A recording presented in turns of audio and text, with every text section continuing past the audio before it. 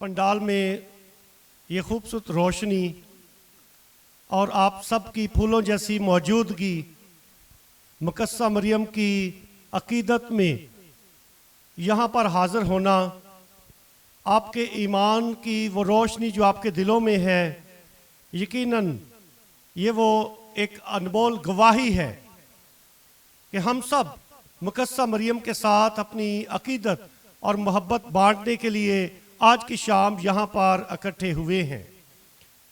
बहुत अच्छा इंतज़ाम किया गया है।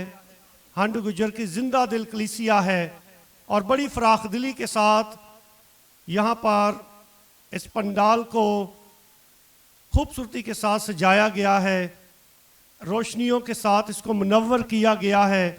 मुकस्सा मरियम के मुजस्मे के इर्द गिर्द जो फूल हैं बड़ी तरतीब और ख़ूबसूरती के साथ अरेंज किए गए हैं। इन सारे इंतज़ामात के लिए मैं सारी बरादरी को, ख़ास तौर पे नौजवानों को, इंतज़ामिया को, बाबूजी को दिली मुबारकबाद पेश करता हूँ आपकी ज़ोरदार तालियों के साथ। एक तो ये रोशनी है जो फ्लड लाइट्स की है और एक रोशनी है जो ईमान की है। और आज की शाम मुकस्सा मरियम हमारे दिलों को ईमान और उम्मीद की रोशनी से मुनव्वर करना चाहती है। Are you ready? आप तैयार हैं इस रोशनी को कबूल करने के लिए, ईमान और उम्मीद की रोशनी को कबूल करने के लिए अपने दिलों में, ताकि मुकस्सा मरियम आपके दिलों को और ज़्यादा रोशन करे ईमान की इस रोशनी से, उम्मीद की इस रोशनी से जो आज की शाम मुकस्सा मरियम हमारे साथ बांटना चाहती है। आपका जवाब सुनना चाहता हूँ मैं। मुकस्सा मरियम वसीलाए नजात और वसीलाए उम्मीद है, इसलिए आज की शाम हम उम्मीद के मौजू पर ध्यान ज्ञान करेंगे, क्योंकि ये साल जो है उम्मीद की जुबली का साल है कैथोलिक कलीसिया में। और ये ज़रूर है कि हम मुकस्सा मरियम की सालाना ताजपोशी के लिए जब इकट्ठे हुए हैं तो उम्मीद के इस खूबसूरत मौजू पर हम ध्यान ज्ञान करें। बेशक मुकस्सा मरियम की जो ताजपोशी है हर साल करते हैं और हर साल एक खूबसूरत मौजू पाक कलीसिया हमें देती है, ताकि हम उस मौजू पर खुदा के कलाम की रोशनी में ध्यान ज्ञान करें और अपने ईमान में तकवीयत पाएं, अपने ईमान और रूहानियत में आगे बढ़े, तरक्की करें। इसलिए पाक कलीसिया हर साल हमें एक मौजू देती है ताकि हम जब भी मुकस्सा मरियम की अकीदत में ताजपोशी के लिए आएँ तो उस मौजू पर पाक कलाम के मुताबिक उस पर गौर व खौस करें, ध्यान ज्ञान करें। इसलिए आज जो मौजू है जिस पर हम ध्यान ज्ञान करने के लिए इकट्ठे हुए हैं ये उम्मीद है, और मुकस्सा मरियम वसीलाए उम्मीद है। इसलिए आज ताजपोशी के मौका पर इस मौजू पर ध्यान ज्ञान करना एक बरकत की बात है, खुशी और शादमानी की बात है। और ज़रूर है कि हम इस कलाम पर गौर करें और अपनी रोज़मर्रा ज़िंदगी के लिए कुव्वत और ज़िंदगी हासिल करने के लिए तैयार हो। ये साल जो है जुबली का साल, उम्मीद की जुबली का साल, पोप फ्रांसिस ने शुरू किया था और उसके बाद इसको जारी सारी रखा गया है। नए पापा आज़म जो है पोप लियो चहार दहम, उन्होंने भी खूबसूरत पैगामात दिए हैं और इस जुबली का आगाज़ करने वाले पापा आज़म फ्रांसिस ने भी उम्मीद का खूबसूरत सारी दुनिया को पैगाम दिया है। उन्होंने मुकस्सा मरियम की जो अलिस्बात के साथ मुलाकात है इस पर ध्यान ज्ञान जो सारी दुनिया के सामने पेश किया वो ये है कि मुकस्सा मरियम खुद भी उम्मीद से थी और अलिस्बात भी बुढ़ापे में उम्मीद से थी। और ये मुलाकात जो है मुकस्सा मरियम की और मुकस्सा अलिस्बात की मुलाकात, उम्मीद की मुलाकात उम्मीद के साथ है और दोनों सारी दुनिया की निजात के लिए अपना किरदार अदा करती हैं। मुकस्सा अलिस्बात ने यूहन्ना को जन्म दिया जो यीशु मसीह का पेश रो है, उसकी राह तैयार करने के लिए आया। और यीशु मसीह जो जिंदा उम्मीद है वो मुकस्सा मरियम के बतन से पैदा हुआ, इसलिए यीशु मसीह हमारी जिंदा उम्मीद है। रोमियो उसके 5वें बाब की 5वीं आयत में लिखा हुआ है कि यीशु मसीह हमारी जिंदा उम्मीद है और उम्मीद हमें मायूस नहीं करती। मुकद्दस पौलुस रसूल जब रोम पहुंचा और यीशु मसीह की पाक अंजील की मुनादी कर रहा था, जिंदगी और मोहब्बत की अंजील बांट रहा था रोमियों के साथ, तो उसने रोमियो की कलीसिया को ये बताया कि यीशु हमारी जिंदा उम्मीद है। हमारी जिंदा उम्मीद कौन है? हमारी जिंदा उम्मीद कौन है? यीशु अल मसीह। आपकी आवाज आनी चाहिए, जो पीछे भाई बैठे हैं, बहनें बैठी हैं, आप सबकी आवाज आनी चाहिए। हमारी जिंदा उम्मीद कौन है? यीशु अल मसीह। पूरा जवाब देना है जी। हमारी जिंदा उम्मीद कौन है? यीशु अल मसीह हमारी जिंदा उम्मीद है। मुकद्दस पौलुस रसूल ने रोमियो की कलीसिया को ये उम्मीद दी ताकि वो यीशु अल मसीह पर ईमान लाए। गो के रोम जाकर यीशु के नाम की गवाही देना कोई आसान नहीं था। ये बड़ा मुश्किल सा एक मिशन था रसूलों के लिए। मुकद्दस पतरस रसूल और मुकद्दस पौलुस रसूल यीशु के नाम की गवाही देते हैं और लोगों को बपतिस्मा भी देते हैं। मैंने वो जगह देखी है जहाँ पर मुकद्दस पौलुस रसूल को और मुकद्दस पतरस रसूल को कैद में बंद कर दिया गया था। और वजह क्या थी? लोग उनको मना करते थे, खास तौर पे उस दौर का जो बादशाह था वो उनको मना करता था कि तुमने यीशु की गवाही नहीं देनी, तुमने बपतिस्मा नहीं देना। और ये शागिर्द जो यीशु पर ईमान ला चुके थे, यीशु अल मसीह को अपनी उम्मीद तस्लीम कर चुके थे, यीशु अल मसीह की कुर्बानी में, उसके दुखों में और उसके जी उठने में एक नई उम्मीद से उनके दिल रोशन हो चुके थे, यीशु पर ईमान ला चुके थे। वो जानते थे कि यीशु हमारी जिंदा उम्मीद है और वो हमारे साथ है। मना करने के बावजूद उन्होंने अपने मिशन को तर्क नहीं किया, बल्कि जारी और सारी रखा। जिस वजह से उनको जेल में बंद किया गया, उसके बावजूद उन्होंने जेल में भी अपने इस मिशन को जारी रखा। फोरो रोमानो एक ऐसी जगह है, पियाज़ा वेनेसिया, वहाँ पे एक नेशनल म्यूजियम है। उस म्यूजियम के पीछे ये जगह है और तहखाने में एक जेल है जहाँ पर इन रसूलों को बंद किया गया था, कैद किया गया था। और वहाँ पर जो कैदी थे ये उनको कलाम सुनाते थे, यीशु की बातें सुनाते थे, यीशु की पाक अंजील की मुनादी करते थे, बपतिस्मे का प्रचार करते थे। और वहाँ पर जो कैदी थे उनके दिल में ख्वाहिश पैदा हुई कि हमें बपतिस्मा दिया जाए।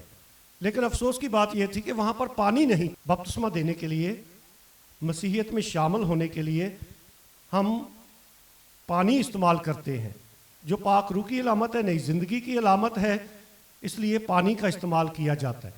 और ये रसूल थोड़ा सा बेबस हो गए कि क्या यहाँ पे पानी नहीं है, बपतिस्मा लेने वाले तैयार हो चुके हैं लेकिन पानी नहीं है, तो कैसे बपतिस्मा दे। और खुदा ने ये मौजज़ा दिखाया कि ज़मीन से चश्मा फूट पड़ा उसी लम्हे, और उसी पानी से उन्होंने लोगों को बपतिस्मा दिया। रोमियो की कलीसिया के लिए भी ये एक नई बात थी कि ये रसूल जिस बात से उनको मना किया गया था, उन्होंने उस मिशन को कैद में भी, सलाखों के पीछे भी उस अजीम मिशन को जारी और सारी रखा, क्योंकि वो ईमान रखते थे कि यीशु हमारी जिंदा उम्मीद है और वो हमें कभी मायूस नहीं करता।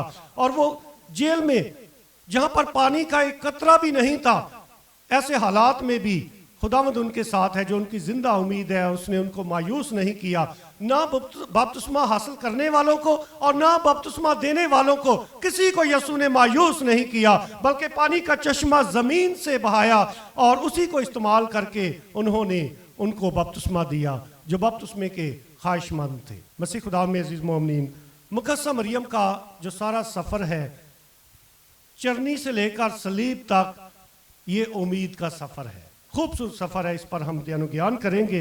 पहले हम लफ्ज़ उम्मीद जो है इस पर गौर करें। उम्मीद क्या है? उम्मीद क्या है? उम्मीद एक कुव्वत है जो हमारे दिलों में है, हमारी ज़िंदगी में। उम्मीद के बगैर हम आगे नहीं बढ़ सकते, उम्मीद के बगैर एक कदम नहीं ज़िंदगी में उठा सकते।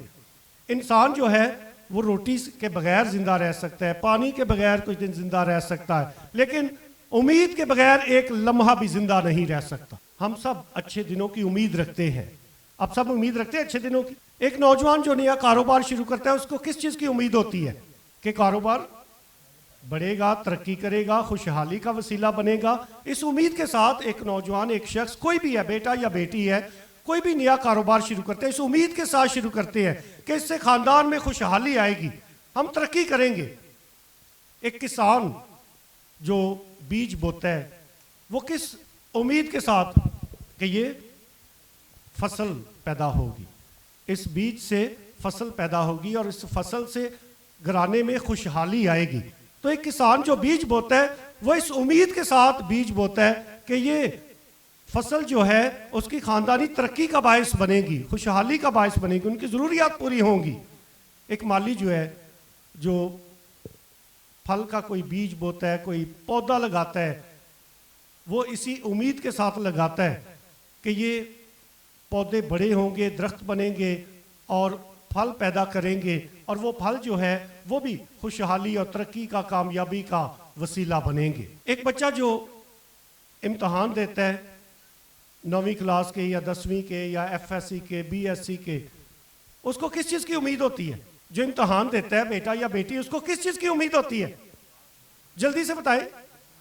पास होने की उम्मीद होती है, अच्छे नंबर लेने की उम्मीद होती है। कुछ बच्चों को बल्कि ये भी उम्मीद होती है मैंने फर्स्ट आना है, मैंने A+ लेना है, यहाँ तक भी उम्मीद होती है। उम्मीद के साथ इंसान हर कदम उठाता है, उम्मीद के बगैर इंसान आगे नहीं बढ़ सकता। हमारी रोज़मर्रा ज़िंदगी में हमें जिस चीज़ की सबसे ज़्यादा ज़रूरत है वो उम्मीद है, और यीशु मसीह हमारी ज़िंदा उम्मीद है।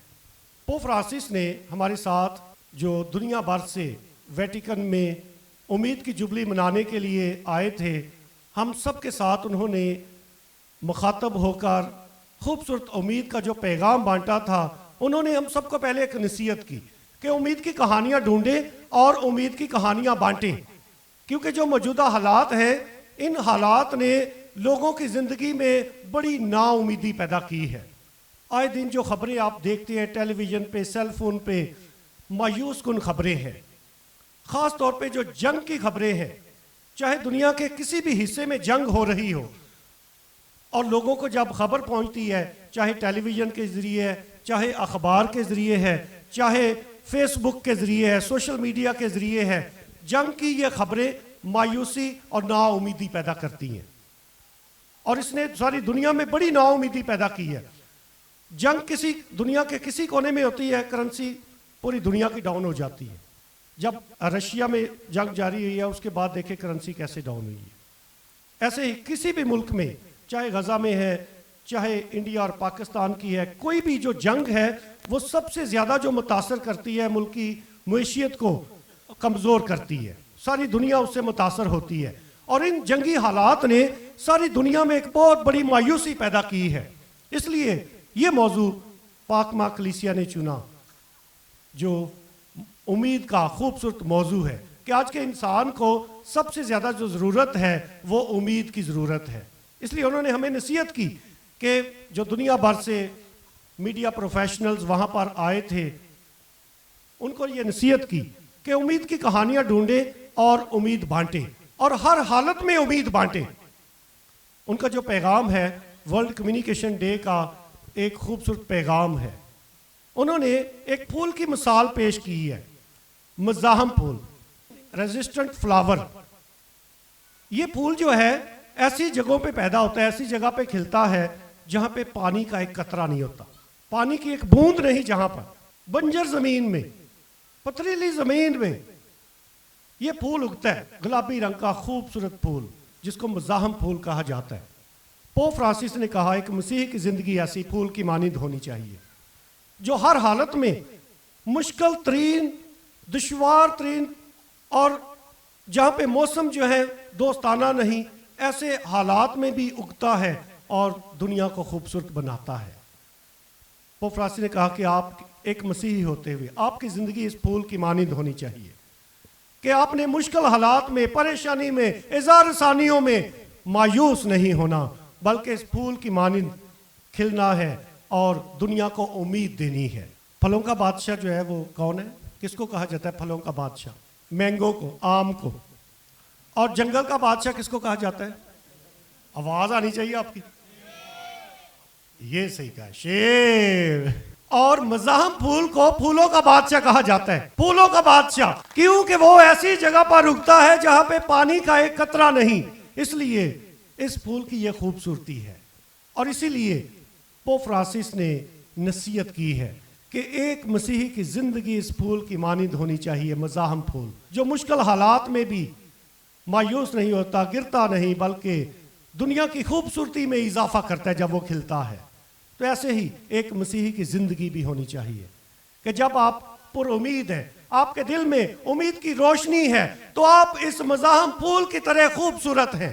जब मुश्किल हालात हैं, जब आपको शायद हर तरफ अंधेरा नजर आता है, ऐसे हालात में भी जब आप पुरुमीद हैं और आपका दिल उम्मीद की रोशनी से रोशन है, मुनव्वर है, तो आप इस मज़ाहम फूल की तरह हैं जो घबराता नहीं, मायूस नहीं होता, बल्कि अपनी खूबसूरती से गवाही है। बजाते खुद वो एक गवाही है। और एक मसीही भी ऐसे ही, उसकी जिंदगी एक गवाही है।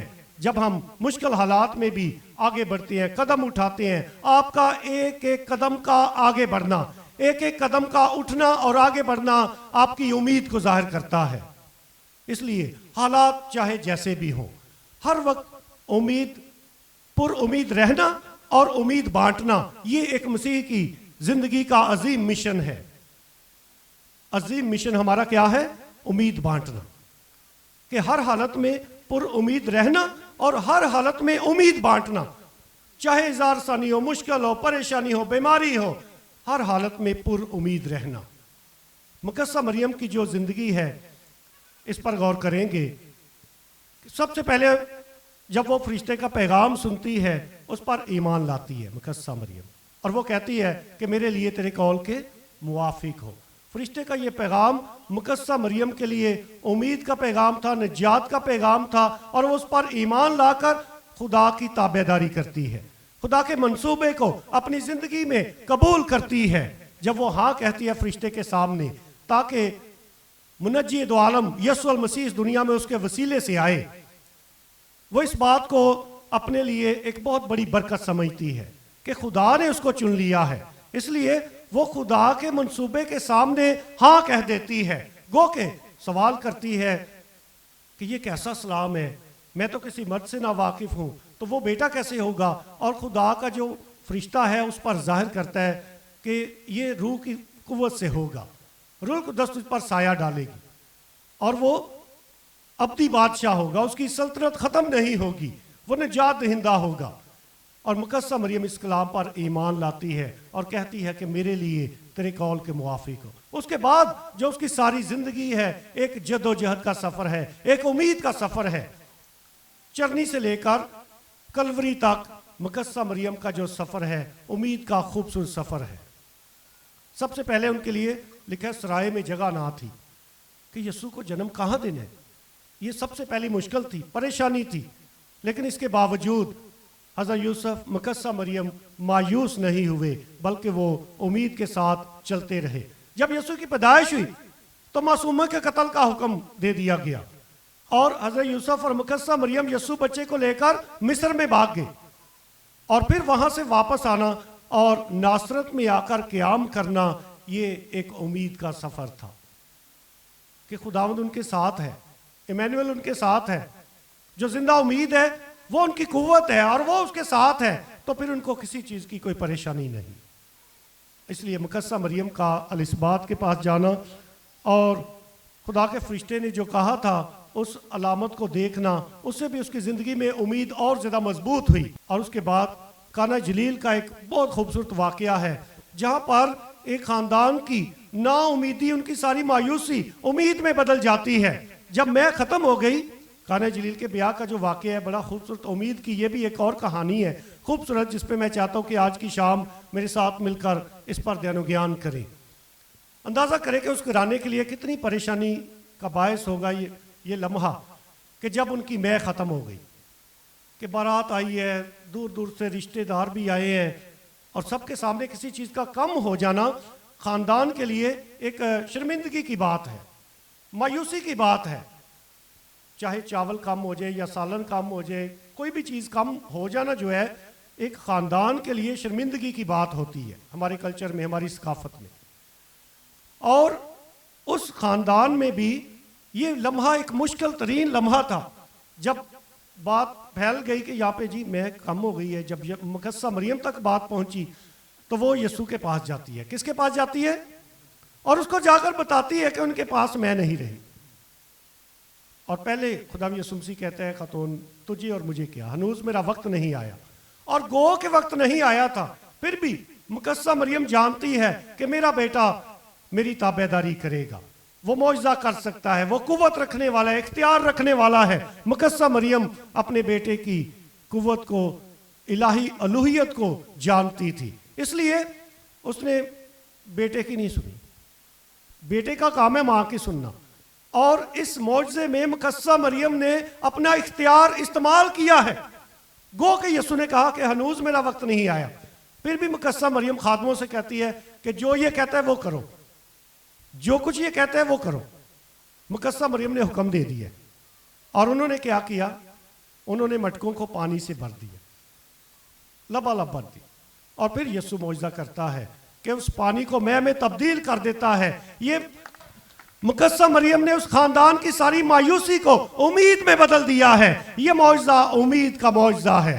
काना जलील के ब्याह का मौजज़ा उम्मीद का मौजज़ा है, और यीशु मसीह जो जिंदा उम्मीद उस ब्याह में मुकद्दसा मरियम के साथ शामिल था अपने शागिर्दों समेत, यीशु ने उनकी ना उम्मीदी को उम्मीद में बदल दिया है।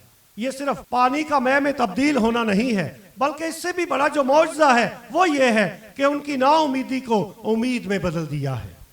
मुकद्दसा मरियम हमारी हर मुश्किल में, परेशानी में हमारे साथ है। जैसे माँ फिक्र करती है ना अपने बच्चों की, ऐसे ही मुकद्दसा मरियम भी हमारी हर ज़रूरत के लिए फ़िक्रमंद रहती है। इसलिए जहाँ पर मुकद्दसा मरियम है, जहाँ पर यीशु मसीह मौजूद है, वहाँ पर किसी चीज़ की कमी नहीं हो सकती। एक और कमी का वाक़या है, एक और फरावानी का वाक़या है, और वो वाक़या है जब शागिर्द सारी रात मछलियाँ पकड़ते रहे और कुछ हाथ ना आया, कुछ भी हाथ ना आया। जब यीशु उनके पास आता है, देखता है कि ये मायूस है, परेशान है, तो वो मुकद्दस पतरस की कश्ती में चढ़कर उनको कहता है कि गहरे में ले चलो और यहाँ जाल डालो। मुकद्दस पतरस क्या कहता है कि उस्ताद हमने तो सारी रात मेहनत की है, कुछ भी हाथ नहीं आया, कुछ भी हाथ नहीं आया, लेकिन तेरे कहने पर क्या करूंगा, जाल डालूंगा। क्या करूंगा, जाल डालूंगा, तेरे कहने पर जाल डालूंगा। और जब उन्होंने जाल डाले तो बेशुमार मछलियां आई, यहां तक कि जाल फटने लगे, जाल फटने लगे, कश्तियां डूबने लगी। इतना बड़ा मौजज़ा था ये।